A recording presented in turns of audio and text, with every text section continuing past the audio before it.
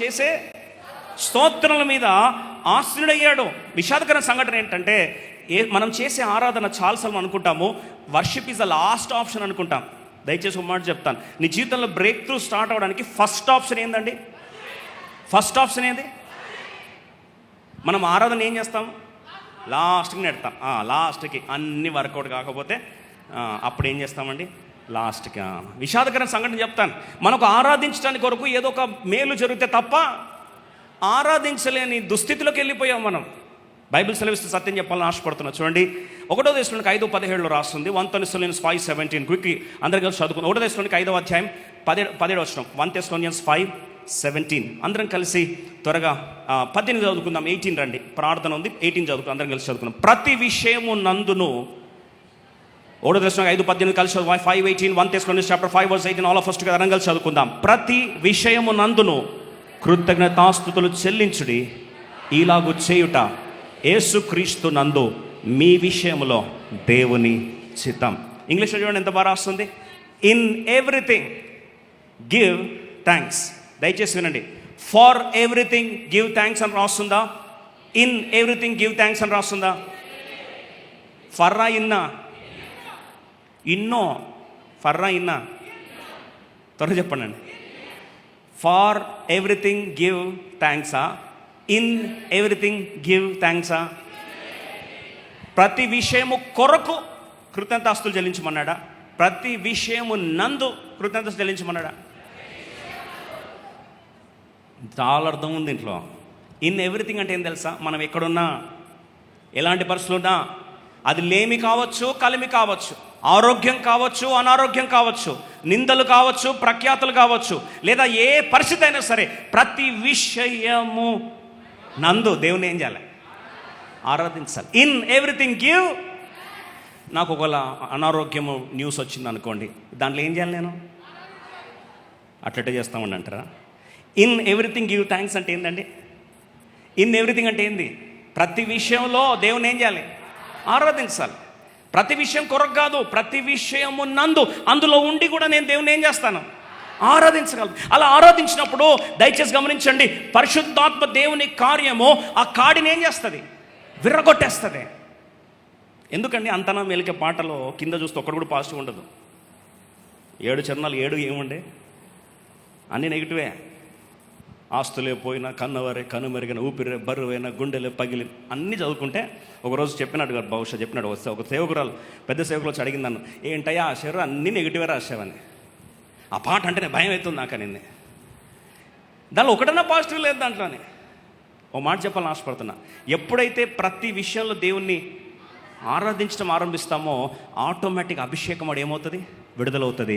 అందుకొరకే బంధకాలన్నీ కూడా ఏమవుతాయి? విరగొట్టబడతాయి. అందుకొరకు ఈరోజు పాట ఏమైపోయింది? ప్రతి ఒక్కరికి ఆ పాట ఏమైందండి? నోట అంతా నా మేలుకే ఆరాధన యేసుకే, అంతా నా మంచికే తన చిత్తమునకు తల. ప్రతి విషయంలో అందుకొరకే దేవుడు ఆనంద తైలముతో మనల్ని ఏం చేశాడు? ఆనంద తైలం అంటే ఏం తెలుసా? ఆయిల్ ఆఫ్ గ్లాడ్నెస్ అంటే ఏం తెలుసా? ఓ మాట చెప్తా, శత్రువు వచ్చి నీ మీద రాయేసినా సరే నువ్వు హ్యాపీగా నవ్వుతూ ఉంటావు. జరగకూడని సంఘటన జరిగింది, ఆయన నువ్వేం చేస్తావు? నవ్వుతుంటావు. కారణం ఏం తెలుసా? ఆనంద తైలము చేత దేవుడు మనల్ని అభిషేకించినప్పుడు శత్రుల కంటే మించిన ఆ యొక్క అభిషేకము మనలో ప్రవహిస్తున్న సందర్భంలో దేవుని సత్యము, దేవుని ఆత్మ మనకి ఏం కలిగిస్తుంది? బంధకాల నుంచి ఏమిస్తుంది? విడుదల కలిగిస్తుంది. ఆ విడుదల కలిగినప్పుడు ఆటోమేటిక్గా మనలో ఏముంటుందండి? ఎల్లప్పుడూ. అందుకొరకే పౌలు భక్తుడు ఫిలిప్పి సంఘానికి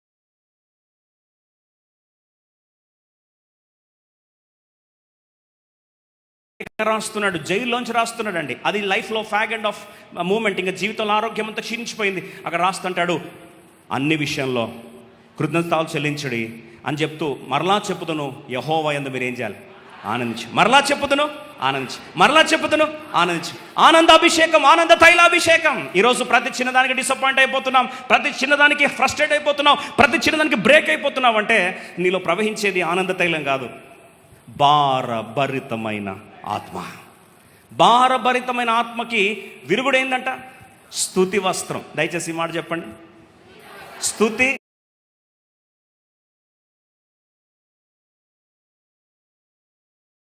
వస్త్రం. స్తుతి వస్త్రము దేన్ని బ్రేక్ చేస్తుంది? భరితమైన ఆత్మను ప్రతిగా దేవుడు ఏమిస్తాడు? స్తుతి వస్త్రం. ఈరోజు ఆత్మ దేవునిలో నిజముగా స్థిరపరచబడినట్లయితే అన్ని విషయాలు బట్టి దేవుని ఏం చేస్తావు? ఆరాధిస్తావు. అందుకొరకు ఎప్పుడైతే అలా ఆరాధిస్తావు, 100వ కీర్తన 4వ వచనం, Psalm 100:4 కృతజ్ఞతాస్తుతులు చెల్లిస్తూ ఉంటే మనం ఏ ప్రాంతంలో ప్రవేశిస్తామంట?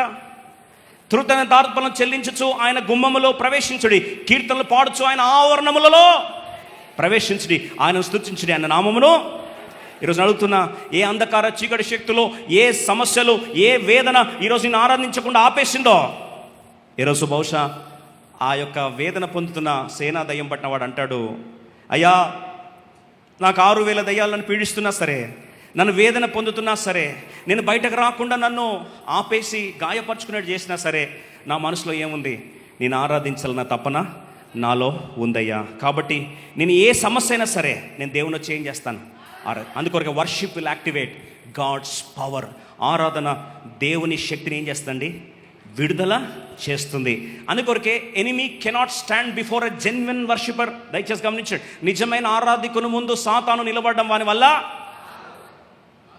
వల్ల ఎందుకు కాదో చెప్తాను. యోబు నిజమైన ఆరాధికుడు. ప్రభు అన్నాడు, సర్టిఫికేట్ ఇచ్చాడు, నిజముగా యథార్థపరుడు, భక్తిపరుడు. ఈయన భక్తి ట్రాన్సాక్షనల్ కాదని సాక్ష్యం ఇస్తే, యోబుని సాతాను వచ్చి ముడితే అన్నీ పోతే, యోబు యెహోవా ఇచ్చెను, యెహోవా తీసుకొని పని, యెహోవాకే స్తుతి కలుగును గాక అన్నాడా లేదా? ఓ మాట చెప్తా, నిజమైన ఆరాధికుని ముందు ఏ సాతాను శక్తులు కూడా పని. ఇంకో మాట, worship will be the only secret for the break through. నిజమైన విడుదల ఆ వ్యక్తి ఆ రోజు పొందుకోవడం కారణం ఏంటంటే, ఆ వ్యక్తి నిజముగా అన్ని సమస్యల మధ్యలో, ఆయన గాయాల మధ్యలో, see his pain was transformed into power because he decided to worship God. నిజముగా దేవుని ఆరాధించడానికి ఇష్టపడ్డాడు కాబట్టి ఆయన గాయము కూడా ఏమైందంటే విడుదలగా దేవుడు మార్చాడు. ఈ రోజున అడుగుతున్న, పౌలు శిలలు తీసుకెళ్ళి అపోస్తుల కార్యము 16వ అధ్యాయం మనందరూ తెలిసిందే. దయచేసి అందరం ఈ మాట చదువుకొని 25-26 వచనాలు చదువుకొని దేవుని ఆరాధిస్తాం. ఈరోజు ఏ బంధకాలు, ఏ గాయాలు, ఏ వేదనలు నిన్ను ఆరాధించకుండా ఆపేసాయో నాకు తెలియదు. రండి కలిసి చదువు. అపోస్తుల కార్యం 16వ అధ్యాయం 25-26 వచనం అందరము కలిసి చదువుకుందామా? అందరం కలిసి చదువుకుందామండి. అందరము కలిసి చదువుకుందాం. అయితే మధ్యరాత్రి వేళ పౌలును శిలయు దేవునికి ప్రార్థించుచు కీర్తనలు పాడుచునుండిరి, ఖైదీలు వినుచుండిరి. అప్పుడు అకస్మాత్తుగా మహాభూకంపము కలిగెను, చెరసాల పునాదులు అదరెను, వెంటనే తలుపులన్నీ తెరుచుకునను, అందరి బంధకములు ఓడెను. అబ్బా, పుతోన్ దయ్యం పట్టిన స్త్రీ వచ్చి అడ్డుపడతా ఉంటే చూడండి, సాతాను వారిని ఆరాధించుకొని అడ్డుపడి గాయాలై కొట్టి తీసుకెళ్ళి జైలు వేస్తే రక్తసిక్తం అయిపోయి బ్లీడింగ్ అవుతా ఉంది. దయచేసి వినండి, ఒకసారి ఇమాజిన్ చేసుకోండి. బాగా కొట్టారంట. ఎవరినండి? పౌలు శీల. ఎంత కొట్టారంటే కందిపోయింది, శరీరం అంతా ఏమైంది?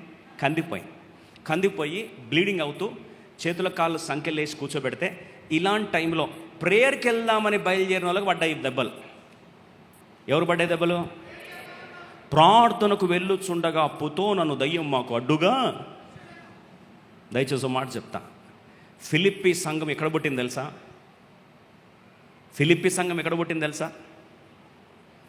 ఆ రోజు వారు ఫిలిప్పీ పట్టణంలో ప్రార్థనకు వెళ్తూ ఉంటే పుతోను దయ్యం వచ్చి ఏం చేసిందండి?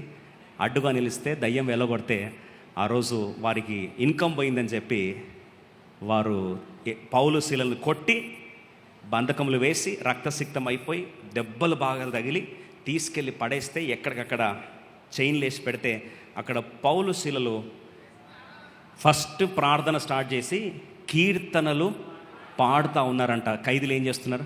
వింటా ఉన్నారు. నేను అడుగుతాను, సాతాను వాని పౌలు శీలల ఆరాధన ఆపాలని ఇన్ని ప్రయత్నాలు చేస్తే ఆరాధన గెలిచిందా? సాతాను గెలిచాడా? దాని ఫలితం ఏం తెలుసా? దాని ఫలితము భూమి కంపించను, చెరసాల పునాదులు అదిరెను, తలుపులన్నీ తెరుచుకునను, బంధకములు ఓడెను. ఈరోజు ఈ మాట మన జీవితం నెరవేర్చబడను గాక. బంధకాలు ఊడాలి, చెరసాల బంధకాలు ఏం కావాలి? ఊడాలి, భూమి కంపించాలి. ఈరోజు అటువంటి ఆరాధన ఈరోజు మనస్ఫూర్తిగా అందరం ఒకసారి లేచి నిలబెడదాం, మనస్ఫూర్తిగా దేవుని ఆరాధిస్తాం.